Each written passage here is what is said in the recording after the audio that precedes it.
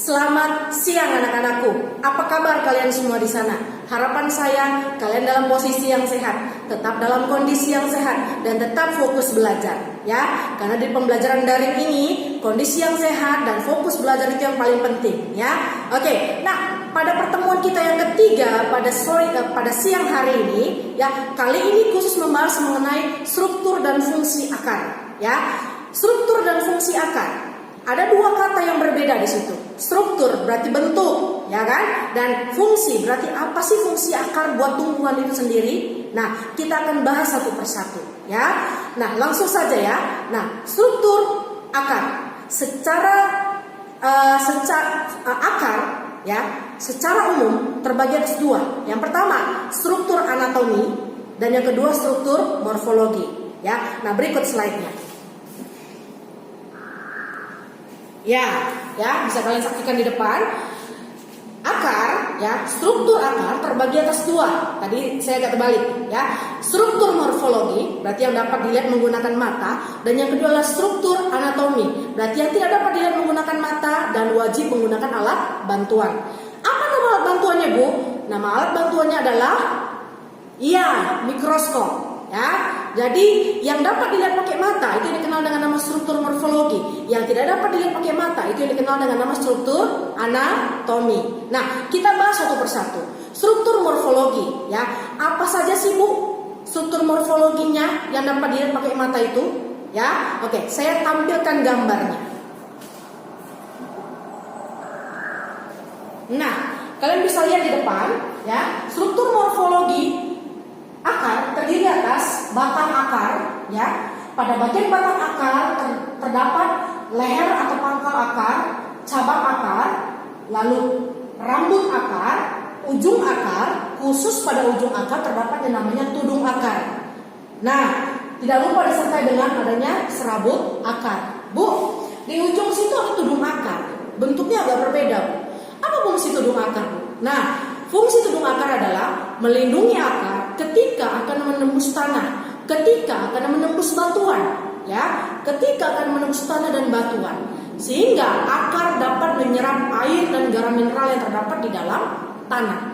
Itulah fungsinya, ya. Nah, sekali lagi, struktur morfologi akar terdiri atas batang akar, leher akar, cabang akar, rambut akar, ujung akar. Pada bagian ujung akar terdapat yang namanya tudung akar, ya, dan juga terdapat yang namanya serabut akar. Nah, ini kesimpulan yang saya kasih, ya. Kesimpulan yang saya kasih ini. Nah, inilah kesimpulannya.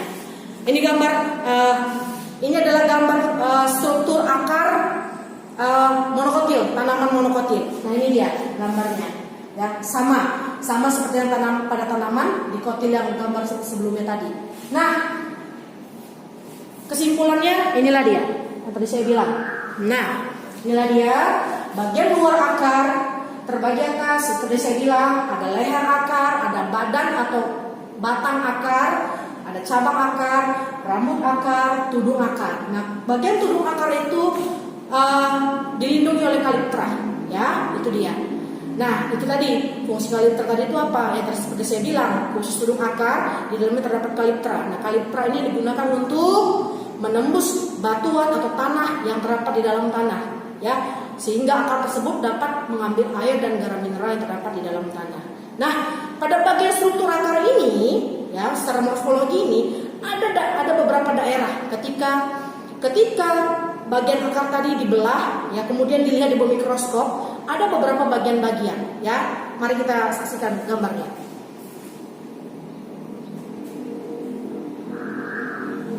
Nah, ini dia. Yang pertama, daerah pembelahan sel. Nah, daerah pembelahan sel adalah daerah di mana sel-selnya aktif membelah, ya. Sel-selnya aktif membelah. Nah, kalau sel-selnya aktif membelah berarti menghasilkan sel baru, ya. Berarti ketika ada sel baru berarti jumlah sel semakin bertambah banyak. Itulah dia. Nah, berikutnya di atas daerah pembelahan sel terdapat daerah pemanjangan. Apa fungsi daerah pemanjangan? Daerah pemanjangan adalah tempat di mana sel yang sudah dihasilkan tadi itu menambah ukuran panjang, menambah ukuran volumenya atau menambah ukuran beratnya, ya. Nah, lalu masuk ke daerah ketiga, daerah diferensiasi. Sel yang sudah bertambah panjang, bertambah ukuran berat tadi itu kan mengalami spesialisasi membentuk jaringan apa dia? Apakah jaringan epidermis kah? Apakah jaringan endodermis kah? Apa jaringan korteks kah? Apakah jaringan stele atau silinder pusat? Ya, itu dikenal dengan nama daerah diferensiasi. Ya, oke. Demikian untuk struktur morfologi akar. Ya, jika ada yang mau bertanya silakan. Oke, tapi nanti ya kita lanjutkan lagi penjelasan saya.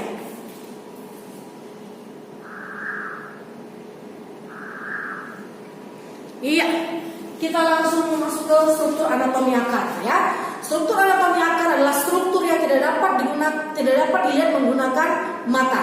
Jadi dia membutuhkan yang namanya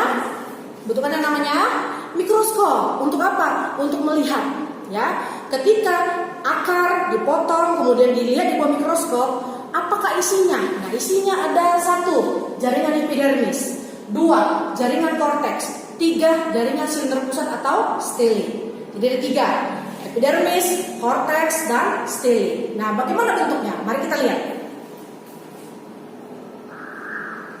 Nah, ini dia, ya. Ini dia yang lingkaran pertama paling luar itu dikenal dengan nama jaringan epidermis, jaringan paling luar. Dan biasanya jaringan epidermis ini digunakan untuk apa? Melindungi jaringan yang ada di bawahnya. Ya, jaringan apa yang ada di bawahnya? Ini lagi, nih bagian dalamnya. Ya. Nah, berikutnya adalah jaringan korteks. Inilah yang korteks itu. Ya, ini korteks. Nah, berikutnya ada yang dikenal dengan nama jaringan stele. Nah, inilah stele. Nih, lingkaran yang di tengah-tengah. Tapi lingkaran paling dalam yang berada di tengah, yang ini dia. Ini yang dikenal dengan nama stele. Di dalam stele terdapat xilem, phloem, dan pericycle. Ya, sekali lagi, di dalam stele terdapat xilem, phloem, dan pericycle. Nah, sedangkan pita Caspari terdapat pada bagian korteks. Inilah bagian korteks. Nih korteks dari sini, nih yang berwarna hijau merah. Ini bagian korteks, dari bagian luar sampai pada bagian ini bagian korteks. Nah, pita Caspari letaknya pada bagian lingkaran merah. Ya, itulah dia. Sekali lagi, epidermis, lingkaran merah hijau, ya paling luar. Lalu korteks mulai dari sini sampai pada bagian ini yang hijau, dah.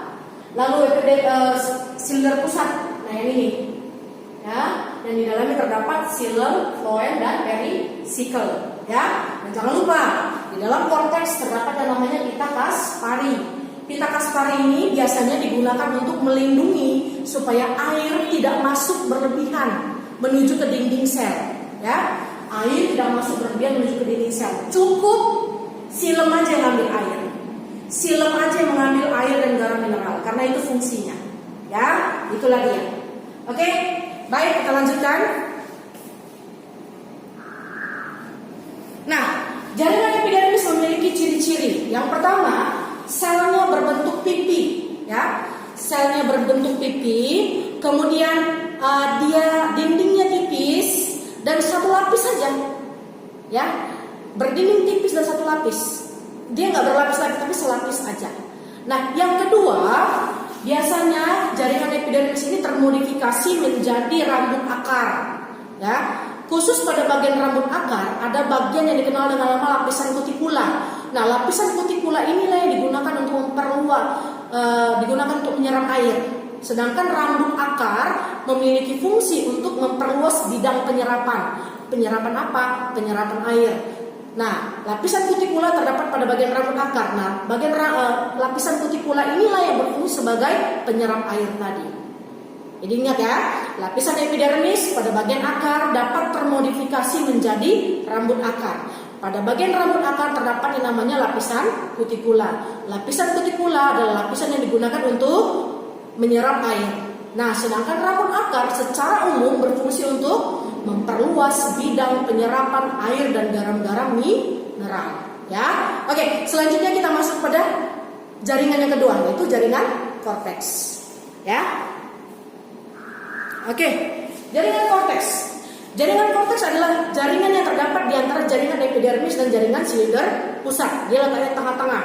Ya, nah jaringan korteks ini memiliki dua bagian utama. Ya, yang pertama adalah bagian eksodermis. Eksodermis itu adalah korteks yang berada pada bagian luar. Ya. Nah, yang kedua adalah lapisan endodermis. Kalau endo berarti di dalam, berarti lapisan yang kedua, ya, yang letaknya di dalam. Nah, tadi saya bilang bahwa pada bagian korteks terdapat yang namanya pita Kaspari. Nah, khusus pada bagian endodermis inilah si pita Kaspari terdapat. Ya, fungsi pita Kaspari adalah untuk mencegah air masuk ke dalam dinding sel. Kenapa perlu dicegah? Supaya air tidak berlebihan. Ketika air berlebihan masuk ke akar, itu bisa menyebabkan akar menjadi kelebihan air. Ketika kelebihan air, akar menjadi membusuk dan akhirnya tanaman mati. Itulah dia fungsi pita Kaspari. Oke, selanjutnya yang ketiga adalah jaringan, ya, jaringan silinder pusat. Nah, ini dia. Jaringan silinder pusat terdapat, tadi saya bilang kan, xilem, phloem, dan pericycle. Xilem, phloem adalah apa? Xilem, phloem adalah alat angkut, ya, berkas pengangkut. Xilem mengangkut hasil fotosintesis, mengangkut air dan garam mineral dari dalam tanah, sedangkan phloem mengangkut hasil fotosintesis ke seluruh tubuh tumbuhan. Ya, nah, pericycle dia akan membentuk yang namanya kambium dan jari-jari empulur. Nah, ini dia. Khusus pada tumbuhan monokotil, xilem dan phloem letaknya berselang-seling. Xilem, phloem, xilem, phloem. Sedangkan pada tumbuhan dikotil, xilemnya letaknya di tengah, lalu berbentuk seperti bintang. Sedangkan phloemnya letaknya di luar. Ya, dia berbentuk seperti butiran-butiran berwarna hitam. Ya, kita lihat gambarnya. Nah, ini dia. Ini yang saya bilang tadi. Ya, ini akar monokotil, ini xilem, xilem, phloem, xilem, phloem, xilem, phloem, xilem, phloem. Letaknya berselang-seling kan? Nah, kalau yang itu akar dikotil. Dikotil yang bentuk seperti bintang ini itu adalah xilemnya. Sedangkan yang titik-titik hitam ini itu adalah phloemnya, ya, itu phloemnya. Oke, jelas ya perbedaannya ya, akar monokotil dan akar dikotil. Baik, lanjut. Iya, kalau kita sudah tahu struktur secara umum, ya, struktur akar, baik dia secara morfologi dan anatomi, sekarang kita masuk, ya, pada bagian akhir, yaitu apa? Apa sih fungsi akar? Dari tadi kita bicara akar, tapi kita nggak tahu apa itu fungsi akar. Nah, mari kita lihat. Apa sih fungsi akar bagi tubuh tumbuhan? Yang pertama, akar berfungsi, aduh ribet saya ngomongnya. Ya, akar berfungsi sebagai tempat masuknya air dan garam-garam mineral dari dalam tanah secara osmosis. Ya, secara osmosis. Nah, yang kedua, melekatkan dan menopang tubuh tumbuhan agar dia tegak dan kokoh. Ya, itu dia, tegak dan kokoh. Jadi kalau nggak ada akar, tumbuhan nggak bisa berdiri. Itu dia. Nah, yang ketiga, ada pada beberapa tanaman dia digunakan sebagai tempat penyimpanan cadangan makanan. Contohnya apa? Contohnya ubi atau nama lainnya singkong. Ya, kalau ubi kita makan rasanya apa? Manis kan? Nah, begitu juga dengan wortel. Kalau kita makan wortel, kita makan mentah aja. Apa rasanya? Manis kan? Nah, jadi cadangan makanan pada tumbuhan itu adalah glukosa. Nah, glukosanya itu disimpan pada itu tadi singkong, itu tadi wortel. Ya, oke. Berikutnya, pada beberapa tumbuhan akar digunakan sebagai alat bantu pernapasan. Ya, contohnya apa? Pada tanaman bakau. Pada tanaman bakau, akar digunakan sebagai alat bantu pernapasan, sehingga akarnya bernama akar nafas. Ya, itulah dia. Nah, ini adalah fungsi akar secara umum. Ya, nah, jika pada video pembelajaran kita kali ini ada hal yang tidak kamu mengerti, boleh kamu tanyakan sama saya, ya, melalui grup WA masing-masing di kelas masing-masing, ya. Boleh juga melalui WA saya secara pribadi, boleh, ya. Nah, apa yang kalian lakukan setelah selesai menyaksikan video saya? Setelah kalian selesai menyaksikan video saya, silakan kalian catatkan, pindahkan dalam buku catatan, lalu fotokan hasil yang kalian catat, kemudian kirimkan ke grup WA kelas masing-masing. Ya, kapan dikumpulkan? Dikumpulkan paling lambat besok, ya, besok jam 12 siang. Jangan lupa, tidak hari ini, tapi besok jam 12 siang. Oke? Nah, demikian pembelajaran kita pada siang hari ini. Jika ada pertanyaan, tadi saya bilang jangan lupa kalian tanyakan, ya, supaya kalian bisa lebih jelas. Nah, demikian video pembelajaran kita hari ini. Selamat siang dan tetap semangat.